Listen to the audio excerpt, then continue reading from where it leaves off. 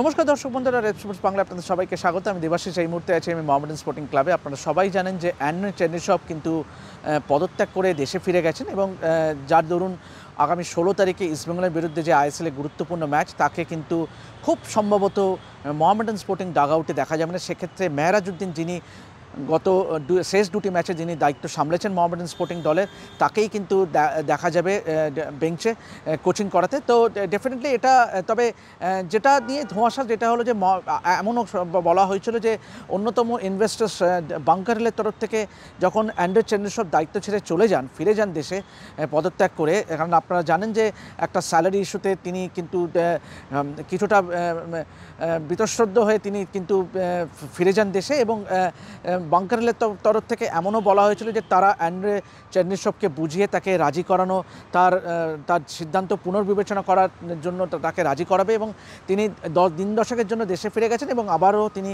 ফিরে আসবেন। তবে সেই সব নিয়ে কিন্তু কোনোটাই কিন্তু সুনিশ্চিতভাবে বলতে পারলেন না মোহামেডানের অন্যতম কর্তা কামারুদ্দিন এবং সাচি স্পোর্টস অন্যতম ইনভেস্টার সাচি স্পোর্টসের রাহুল টোডি। দুজনেই কি বললেন শুনে নিন। ইনঅগ্রাল ইয়ারে প্রথমবারের এতেই সাফল্য, তো এইটাকে আপনারা কিভাবে ধরে রাখতে চাইছেন?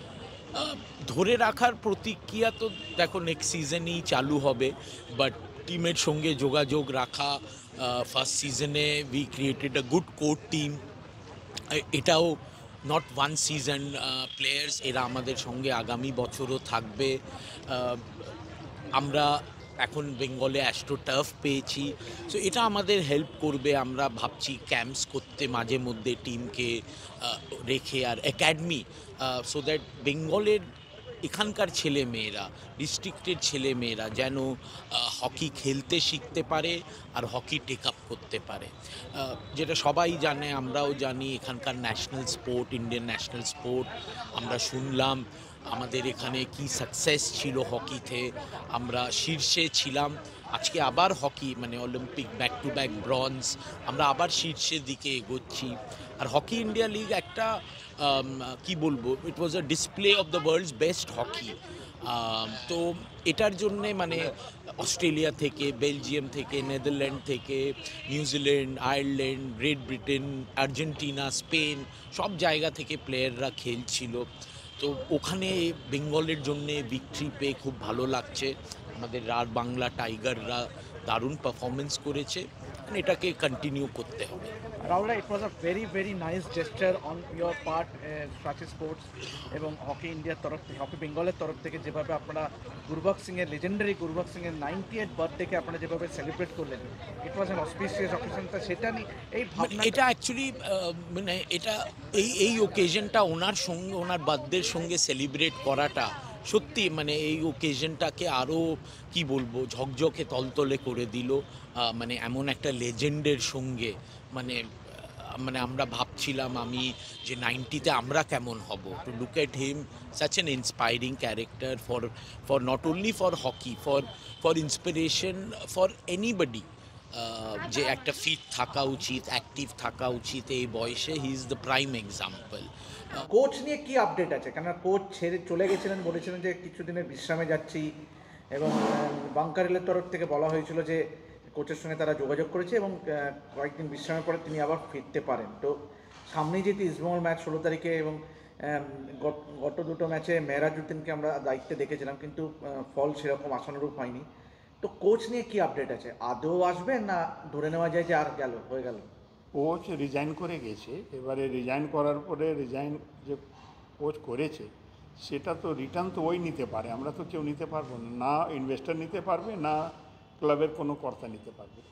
এবারে ডিপেন্ড করছে কোচের উপরে। কোচের সঙ্গে আমি যতটুকু জানি যে দীপক কুমার সিংয়ের একটা চুক্তি আছে, 2 বছরের চুক্তি আছে। ও যদি চুক্তি ভঙ্গ করে যদি চলে যেতে চায়, সেটা তার মধ্যে কি ক্রাইটেরিয়া আছে, কীরকমভাবে নেবে, ইনভেস্টর কী ওর সঙ্গে অ্যাগ্রিমেন্ট করেছে, সেগুলো ব্যাপারটা তো এখন আমার মনে হয় আমার থেকে বেশি ভালো দীপক কুমার সিং বলতে পারবে।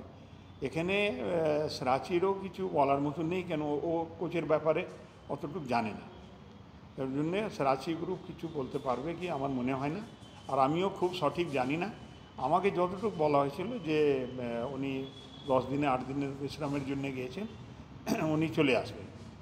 তো ইন বিটুইন কী কথা হয়েছে দীপক কুমার সিংয়ের সঙ্গে আমি জানি না। এবারে তোমরা যদি সঠিক জানতে চাও তাহলে দীপক কুমার সিংয়ের সঙ্গে একবার কথা বলে নিতে হবে বাঙ্কারের। কিন্তু এটা তো চূড়ান্ত অপেশাদারিত্ব, কেননা উনি একজন প্রফেশনাল কোচ, মাঝপথে প্রফেশনাল আছে, ও একটা গ্রাউন্ডে দিয়েছে, ফিফা গ্রাউন্ড আছে, যে 2 মাস স্যালারি যদি না পায়, 15 দিনের নোটিশ যদি দেয়, ওই নোটিশের যদি কোনো রকমভাবে ওকে কথা না বলা হয়, সে রিজাইন করতেই পারে।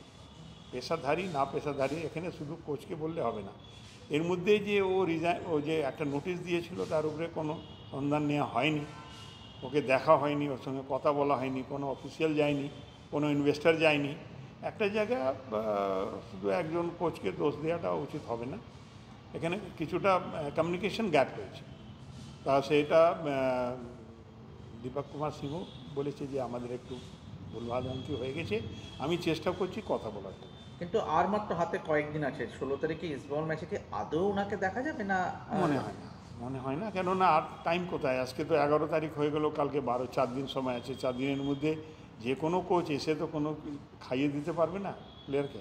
প্লেয়ার যা নেয়ার আছে, যা করার আছে, যেরকমভাবে চলার আছে সেটা চলবে। এই বছর তো আমাদের আরও মানে খুব ভালো একটা যে কোনো ফলাফল আমরা করতে পারবো, তার জন্যে তো আমরা জানি না কী হবে। এটা তো 100-200% ডিপেন্ড করছে আমাদের প্লেয়ারের উপরে, যে প্লেয়াররা যদি 100% দেয়, কেন ওদেরও একটা সিজনের এন্ড, ওদের জন্যেও দরকার আছে যে আমরা যদি ভালো না খেলি তাহলে ভালো অন্য ক্লাবের জন্যে বা অন্য জায়গার জন্যে বা সেম ক্লাব ওকে অফার যে করবে বা কীভাবে করবে।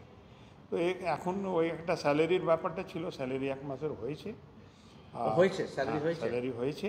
আর আমি আশা করব যে আমাদের যা প্লেয়ার আছে, মানে স্যালারি কি ক্লিয়ার পুরো আপ টু ডেট নাকি না এখনো পেন্ডিং আছে? কিছু এক আধ মাস পেমেন্ট হবে, 2 মাস সঠিক কিছু টাকা দেওয়া হয়েছে না, একটা মাস পুরো স্যালারি পেয়েছে তারা।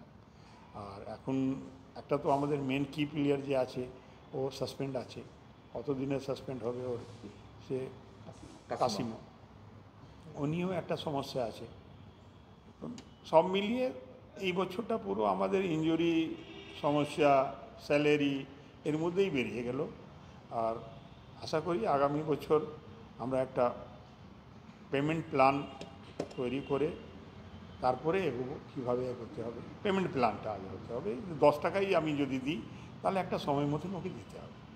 আমার যদি বাজেট খুব বড় না হয়, ছোট করে করব, কিন্তু একটা পেমেন্ট প্ল্যান করে তারপরে করব।